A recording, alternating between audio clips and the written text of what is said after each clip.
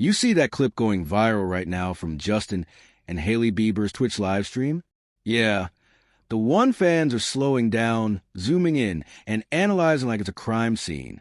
Because apparently, the internet thinks Hailey Bieber has officially taken control of Justin's entire life, from his music to his setlist to his career decisions. And people are losing it.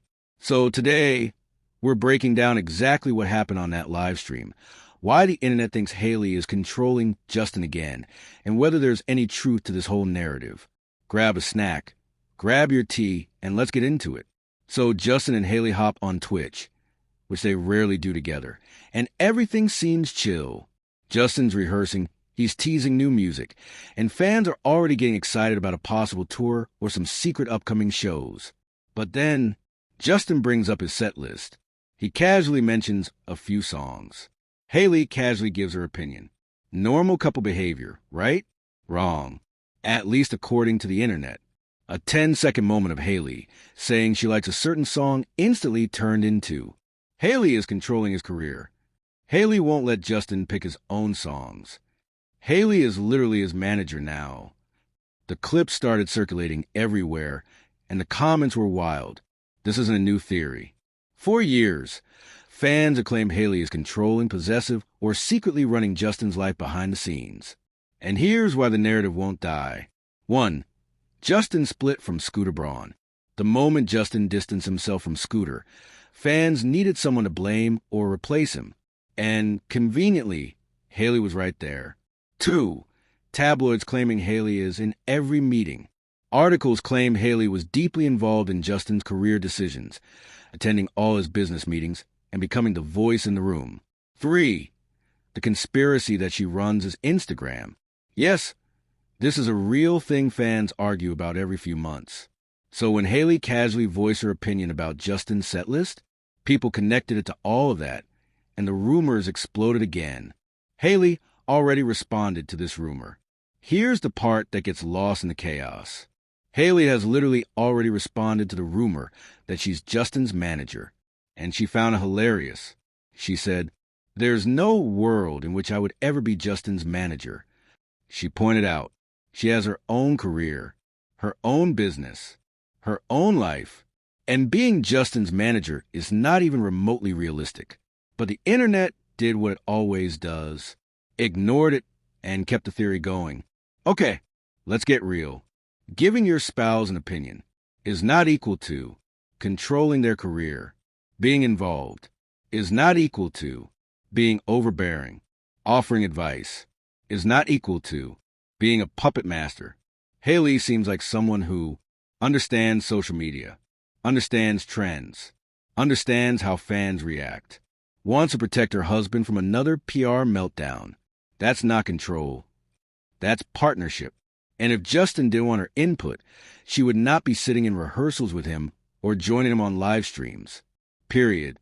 But here's the real truth behind why this rumor keeps coming back. It has nothing to do with Hailey. It has everything to do with fan attachment to Justin's past, Justin's struggles, and Justin's vulnerability over the years. Fans care about him.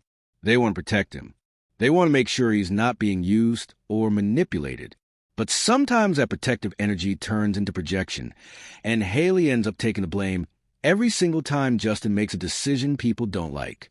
In every celebrity couple, fans pick one angel, one villain, and in the public's imagination, Hailey has been assigned the role of the controlling wife. No matter what she does, no matter how normal it is, no matter what she says, if she talks, she's controlling. If she doesn't talk, she's cold. If she's around, she's clingy. If she's absent, they're divorcing. It's a narrative she can't escape, based on everything we've seen. Heavy checkmark Justin looks happy when she's around. Heavy checkmark he asked for her opinion. Heavy checkmark he values her input. Heavy checkmark she denies being his manager. Heavy checkmark there's zero evidence of control. What we can see is a married couple who works together, gives each other advice, and lives a very public life where everything gets overanalyzed. Does Hailey influence Justin? Absolutely. Does Justin influence Hailey? Of course. Does that mean she controls him? No, not even close. So, Is Hailey Bieber actually controlling Justin Bieber? From the outside looking in, it looks like just another internet overreaction fueled by old rumors, old narratives, and old fan theories. But now I want to hear from you. Do you think Hailey is controlling? Or is the internet just reaching again? Drop your thoughts in the comments, because this conversation is far from over. Make sure to subscribe, and stick around, because I've got more pop culture tea coming your way. See you in the next video.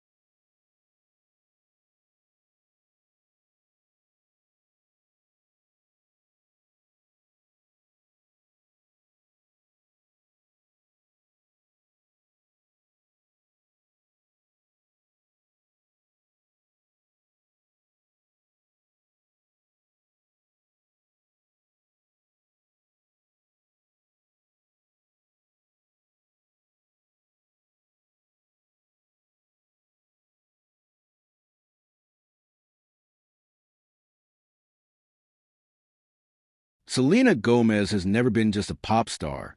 She has never been just an actress, just a beauty founder, or just a public figure surviving the pressure of global fame.